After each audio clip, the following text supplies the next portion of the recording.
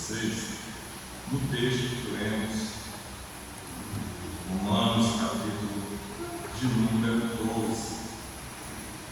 Romanos, capítulo de número 12. Texto conhecido dos irmãos, mas hoje à tarde eu estava estudando, procurando uma mensagem e senti o desejo de compartilhar com os irmãos essa mensagem.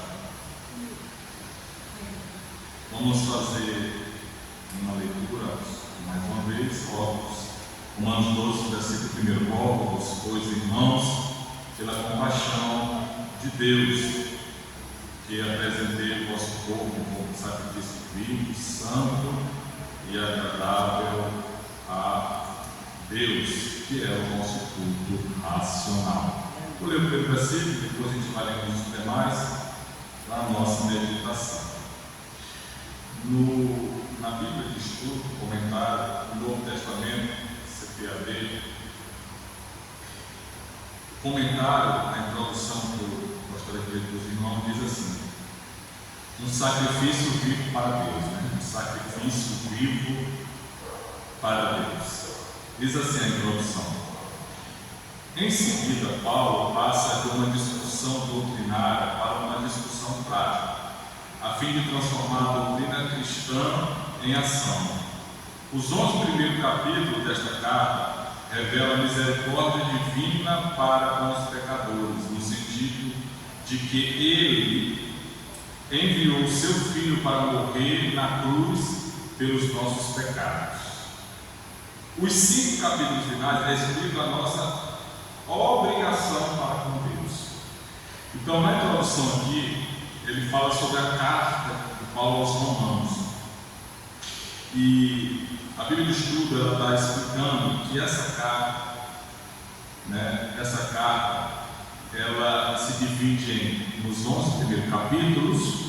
Ela é Deus usando a sua misericórdia para com o povo, E Paulo ele escreve esses primeiros capítulos mostrando a misericórdia de Deus quando deu o seu único filho, o Senhor Jesus Cristo, para morrer por nós, para a remissão dos nossos pecados.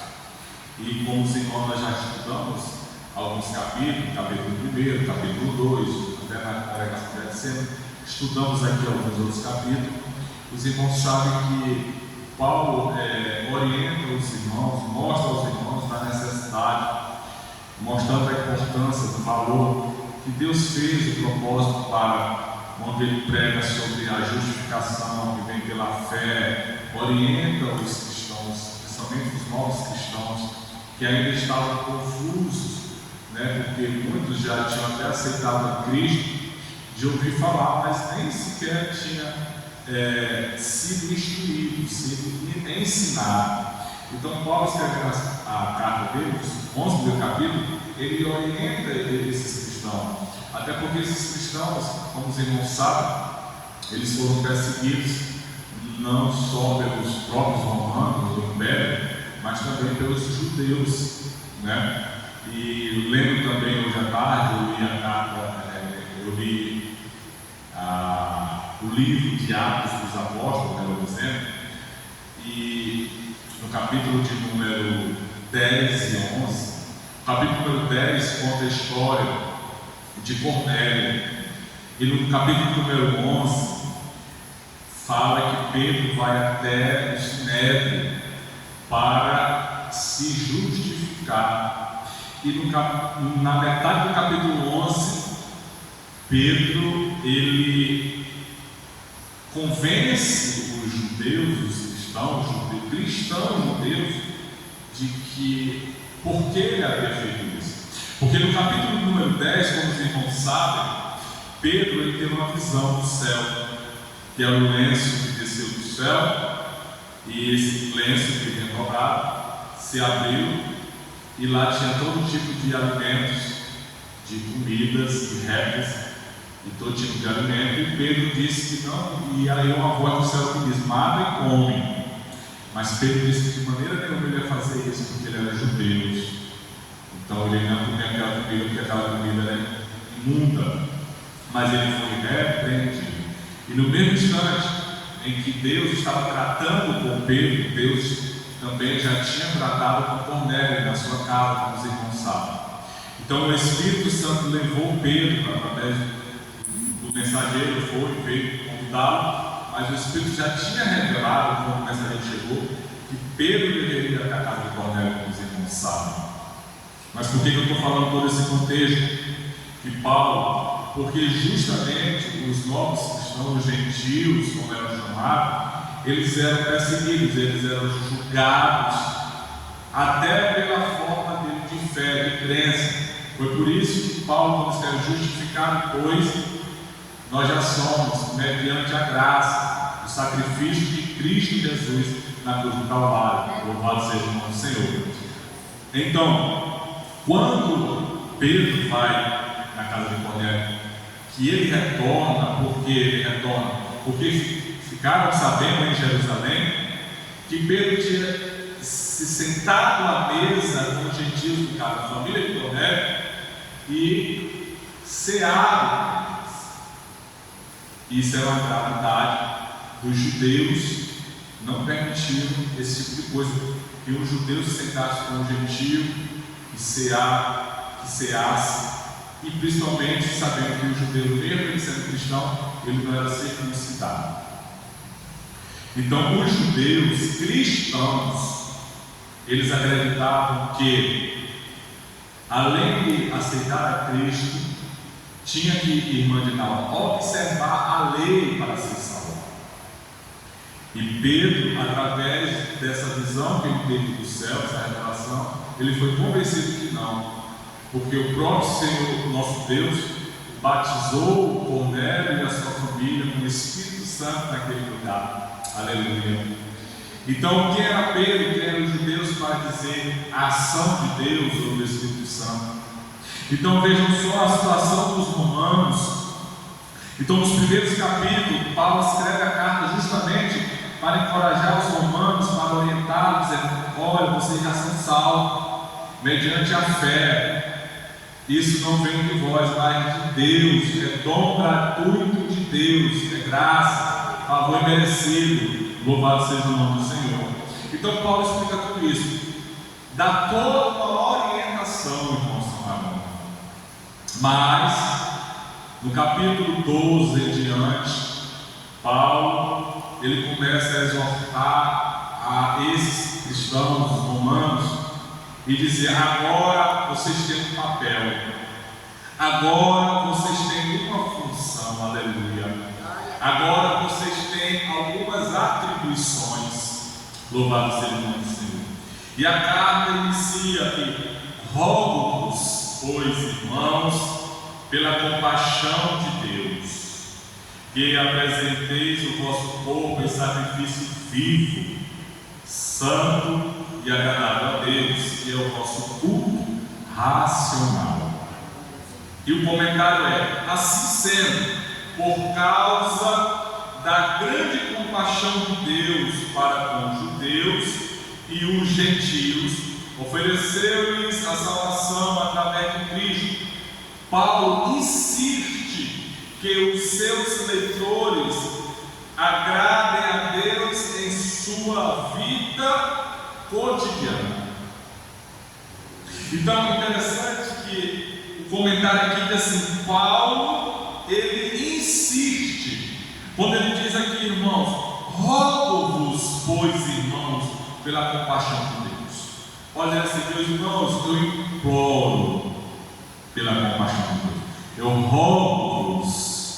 Ou seja, irmã de Nauma, talvez Paulo, não estou dizendo, a Bíblia não diz, sou eu que estou parafraseando, talvez Paulo já tenha até dito para um e para outro como se deveria se comportar, ao ponto dele: agora eu vou escrever para eles, eu vou escrever, e nessa escrita ele diz assim: rogo-vos, pois, irmão. Ou seja, é como se ele já tivesse dito, a Bíblia não diz, sou eu que estou interpretando, como se ele já tivesse falado com alguém com ele chega ao ponto de insistir: rogo por meus irmãos. É como se eu, dirigente da congregação, estou pedindo algo aos irmãos, uma campanha, aí já nos últimos dias próximos de mim, meus irmãos, eu rogo-vos, eu insisto nesse assunto.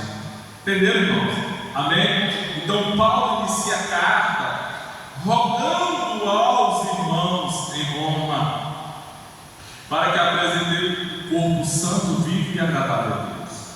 O comentário segue dizendo que Paulo já havia instruído os crentes romanos a se oferecerem a Deus de modo que o seu corpo fosse para a sua glória. Porque, como eu disse, lá no capítulo número 6, no versículo 13, Paulo já falava sobre o corpo, que esse corpo corruptível ia se transformar em um corpo incorruptível. Aleluia, louvado seja o Senhor. Por isso que Paulo já havia dito, por isso que Paulo já dizia: o nosso corpo é o modo que temos para oferecer o nosso viver nele. Ele abriga as nossas emoções. Então o nosso corpo é o que nós temos, é o que Deus deu. Então a primeira missão que nós temos na terra é cuidar do nosso corpo. Amém? A primeira missão como cristão é cuidar do nosso corpo, porque você só pode cuidar do outro se você cuidar de si. Amém, irmãos? Glória a Deus. Você tem que cuidar de si. Como é que um cego vai guiar outro cego? Tem como? Não tem como. Não tem como um cego guiar outro cego. Que ambos vão cair no precipício na vida. Então tem que ter um corpo sã para poder cuidar de outro. E aí esse corpo que Paulo está rogando que os irmãos apresentei são as nossas emoções, é a nossa mente, são os nossos pensamentos, são os nossos desejos e os nossos planos. Então esse corpo ele tem que estar bem ajustado. As emoções, a mente, os nossos pensamentos e os nossos desejos e planos. Eles têm que estar alinhados com os planos de Deus. Louvado seja o nome do Senhor. Devemos, portanto, ele representa a integridade da pessoa e é o instrumento pelo qual prestamos o nosso serviço a Deus.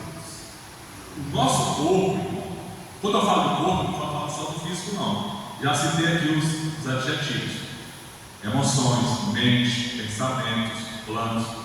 Todo esse conjunto, esse nosso corpo, ele é a nossa identidade.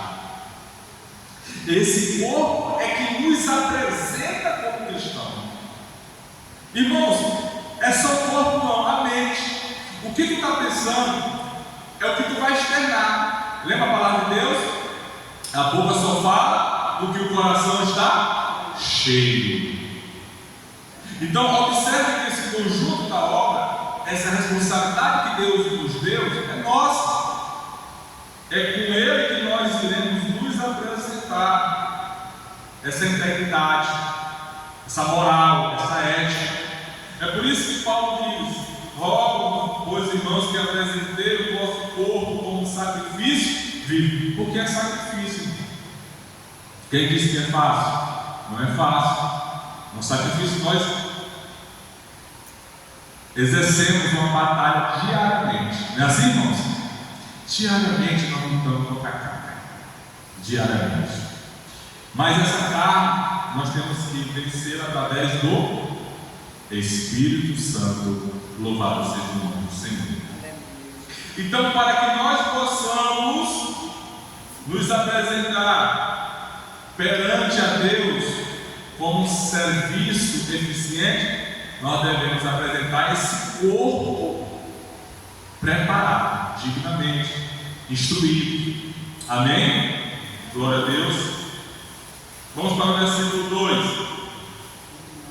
E não vos conformeis com este mundo, mas transformai pela renovação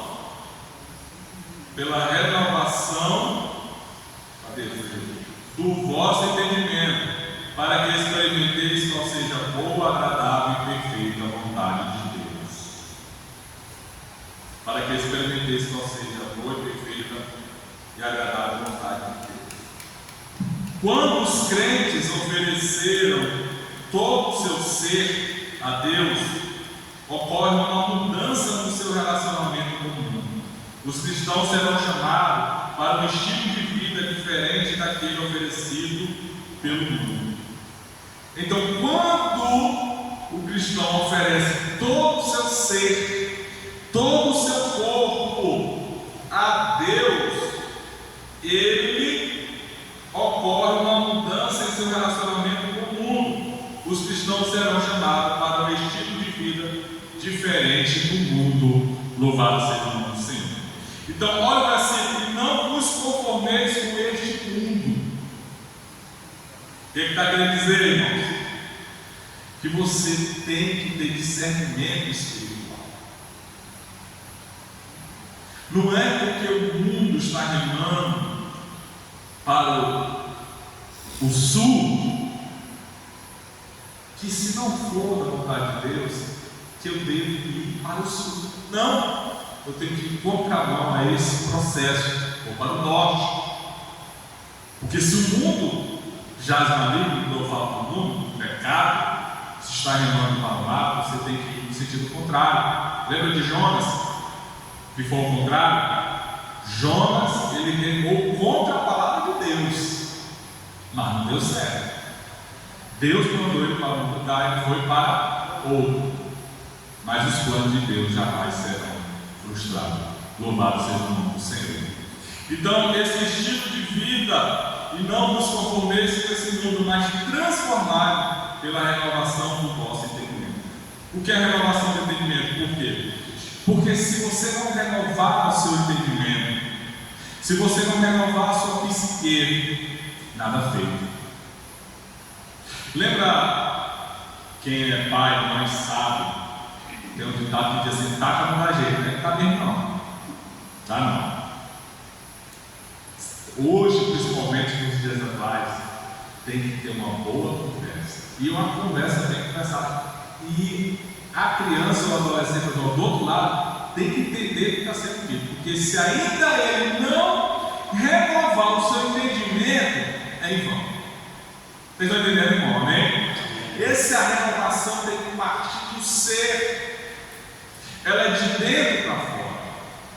Essa renovação do entendimento. Não há nada, por isso que dizem que a autoestima, ela é gerada de dentro para fora, não de fora, não é externa. Não tem nada que você faça. Mexe com as emoções e tal, mas a mudança é interna. Aleluia. É por isso que ela tem que vir do Espírito Santo no nosso espírito. Ela não é externa. Por isso que muitos que vão à igreja, ouvem a palavra, choram, sentem, mas não se transformam. Por quê? Porque não é externo. Porque a palavra, lembra da semente que caiu no caminho? A semente tem que cair numa terra boa.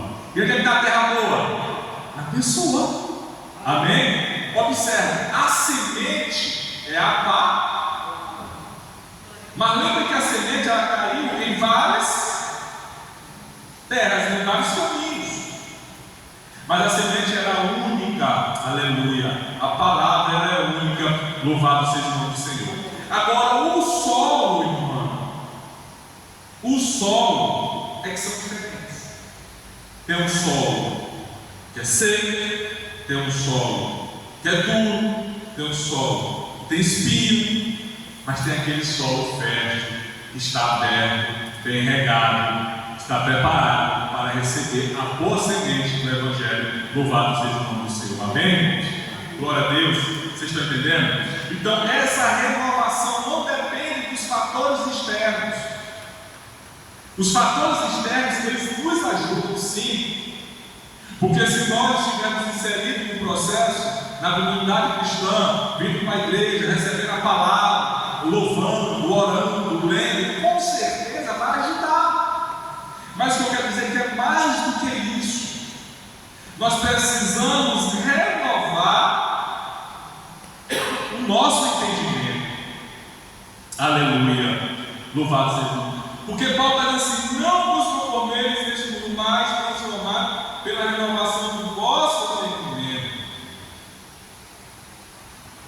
Por quê? Porque todos até querem ser entendidos, mas falta se renovar. Aleluia. E quem renova é a palavra, e quem renova é o Espírito Santo. Louvado seja o nome do Senhor. Amém? Glória a Deus. Versículo 3: porque pela graça me é dada, digo a cada um dentre vós, que não saiba mais do que convém saber. Primeira parte. Mas que saiba com temperança, conforme a medida da fé que Deus repartiu a cada um. Segunda parte. Aqui, se nós analisarmos, eu vou ler o comentário. Olha como eu achei interessante esse comentário. Olha o que Paulo está falando aqui. Aqui Paulo está falando como um apóstolo, um mensageiro de Deus. A autoridade que ele estava prestes a exercer não era um direito seu, mas uma prova da graça divina. Ele advertiu os crentes de que o orgulho exagerado não deve ter lugar na sua vida. Primeiro, Paulo falou com autoridade de crente. Quando Paulo diz assim: porque pela graça me é dada, digo a cada um dentre vós. Paulo inicia o versículo 23, no versículo 3, perdão, falando que ele é apóstolo, ele é uma autoridade pela graça que foi dada por Deus, pelo Senhor Jesus Cristo.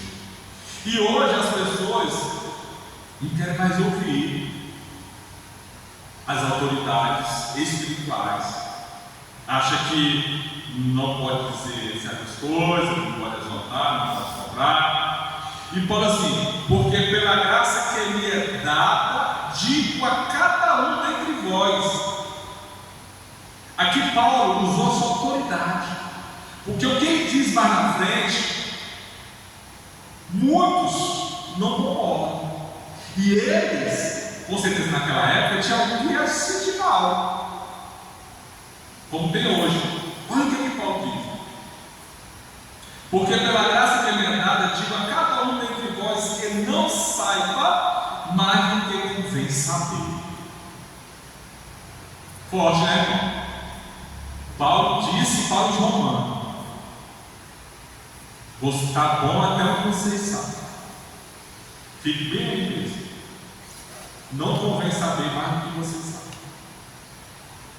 Irmão, tem gente que vai para uma igreja, vai participar da comunidade cristã,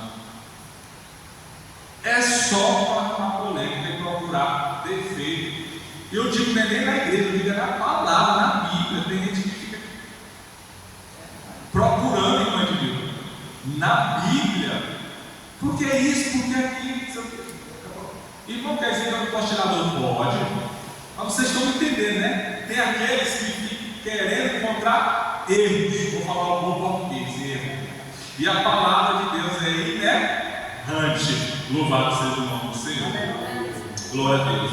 E ele diz que não saiba mais do que convém saber, mas que saiba com temperança. Que saiba com temperança. Aí ele continua: temperança. Aí ele continua: conforme a medida da fé que Deus repartiu a cada um. Então vocês estão entendendo? Paulo explica. No primeiro momento ele diz assim: gente, não saiba mais do que convém saber. Mas depois ele explica: de acordo conforme a medida da fé que Deus deu Porque Deus repartiu a cada um. Porque eu não sei o tamanho da fé da irmã Luísa. Então eu não posso exigir a Deus, principalmente, que eu tenha a fé da irmã Luísa. Porque eu não sei o que a irmã Luísa passa, o que ela suporta pela sua fé. Aí às vezes, irmã Divina, nós estamos querendo a fé do outro. Mas a fé vem junto no fardo. Vem junto. Não é assim? Às vezes tem aquela irmã que tem os dois joelhos roxinhos. Não é assim, irmã Divina? Só de orar. Chega até a barba, não é assim, minhas irmãs? Aí o que acontece? Esse rapaz, eu queria ser que a irmã Aldineide. Eita, mulher de oração. Não sabe que a irmã Aldineide passa. Então cada um saiba conforme a sua medida da fé, conforme Deus repartiu a cada um de nós. Ah, irmão, quer dizer então que eu não posso desejar ser que não pastor a bolsa? Pode, meu irmão. Mas saiba que fazer como o filme do Homem-Aranha, grandes poderes, grandes responsabilidades. É assim, meu irmão? Grandes poderes, grandes responsabilidades. É assim, irmão Samara. Quer ser o dirigente da congregação? Amém. Tu vai chegar lá a ser o dirigente. Mas tu vai vir com o cargo e os encargos. Não é isso? Amém? Glória a Deus. Então, meu irmão, é isso. Nós temos que ter essa consciência. Então, Paulo falou com autoridade. Porque poderia o outro estar dizendo, não, eu quero ser como Paulo. Lembra? Aquela contenda, eu sou de Paulo, eu sou de Apolo, não é assim? Irmão, quando o apóstolo escreve, é porque ele já tinha ouvido muita coisa. Isso aqui, porque a gente está lendo aqui, mas ninguém sabe o contexto lá na hora. Ele estava preso, ele estava preso, porque muitas cartas que ele escreveu, ele estava preso, irmão, escrevendo. E chegava a conversa com o filho dele. Pode ler as cartas que ele diz. Olha, irmão, não está ouvindo. Aí Paulo escreve, olha, um de Paulo, sou de Paulo, sou assim, outro eu sou de Apolo, disse, rapaz, eu sei que Paulo plantou, como é? Apolo plantou, Paulo regou, mas quem dá o crescimento é o Senhor Jesus Cristo, louvado seja o nome do Senhor. Então, irmão, o apóstolo teve que falar com autoridade, porque estava demais. Porque assim como um corpo temos muitos membros, e nem todos os membros têm a mesma operação. Aí ele continua dizendo, por que ele falou que cada um deve saber conforme a sua medida da fé? Porque ele explica no quadro, porque assim como em um corpo tem muitos membros, está aqui ó, membros, dedo, orelha, cabeça. Assim como um corpo tem muitos membros, aí ele diz, e nem todos os membros têm a mesma operação. Ou seja, cada membro tem a sua função. Louvado seja o nome do Senhor. Assim é na igreja. Aí o que ele diz aqui no quadro?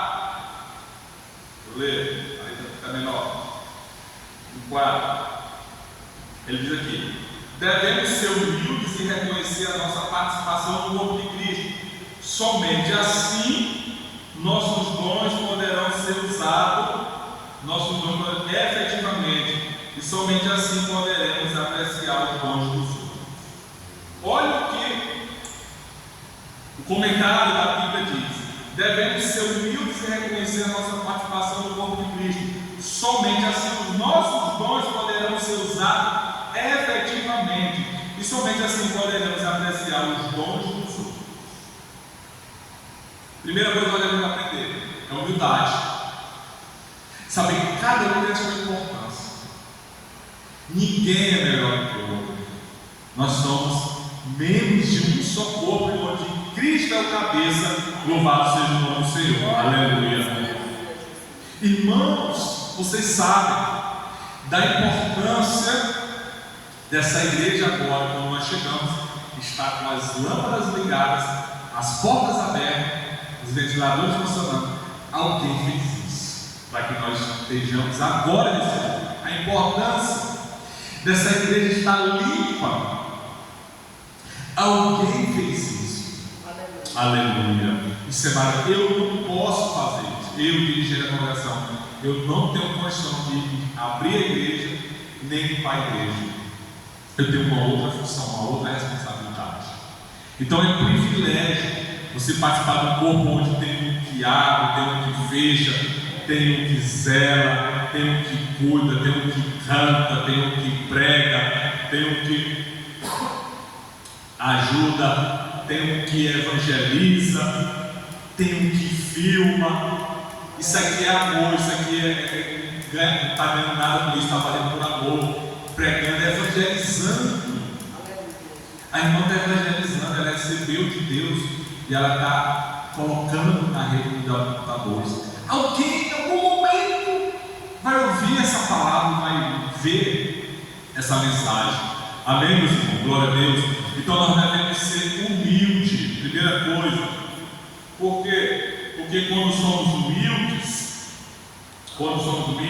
somente assim os dons poderão ser usados efetivamente, e somente assim poderemos apreciar o dom dos outros. Quando eu tenho essa consciência, quando eu dou esse valor, eu posso apreciar o que eu acabei de apreciar aqui. Eu não vou sentir nenhum remorso, porque eu estou apreciando o que o irmão está fazendo e a irmã está fazendo. Isso é maravilhoso. Gratidão, saber. E tem um irmão que na ceia vai pegar o pão lá na padaria. Já deu o dia certo de pegar o pão, o local, ele vai lá e pega. Tem aquele irmão que compra o suco. Tem aquele irmão que ajeita a ceia. Então são coisas, e muitas coisas. Nós estamos falando de uma igreja pequena. Imagina uma igreja grande que tem tantas e tantas outras coisas. Tem aquele irmão que cuida das finanças da igreja. Tudo anotadozinho. Falar nisso, meus irmãos. No próximo culto do Santo Deus, se eu tiver a lembrar, as finanças estão aí. Quem tiver dúvida, irmão, como é que está o dízimo? Como é que está as contribuições, despertar? Tudo é anotadozinho. Tem relatório passado para o pastor, tem a secretária da igreja. Isso é maravilhoso.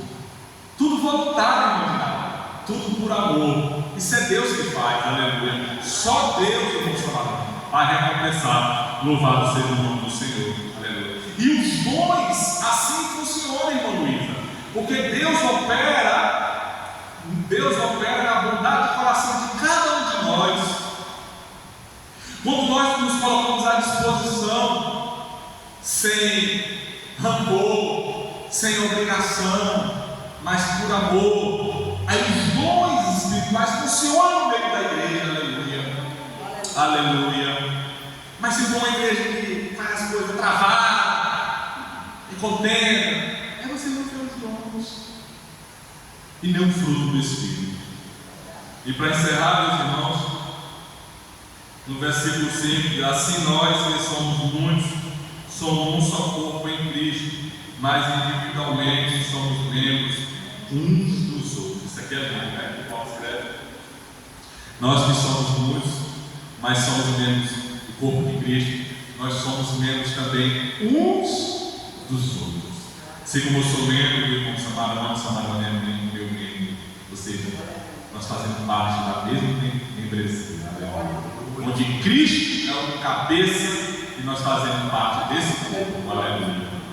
Então, irmãos, para encerrar, que possamos renovar o nosso entendimento, para que apresentemos um sacrifício vivo, santo e agradável a Deus, que é o nosso culto racional. Esse é o culto racional, é que apresentemos o nosso mente, corpo e espírito santo, agradável a Deus. Que Cristo Jesus nos abençoe e nos guarde, não só hoje, mas eternamente. Amém. Glória a Deus.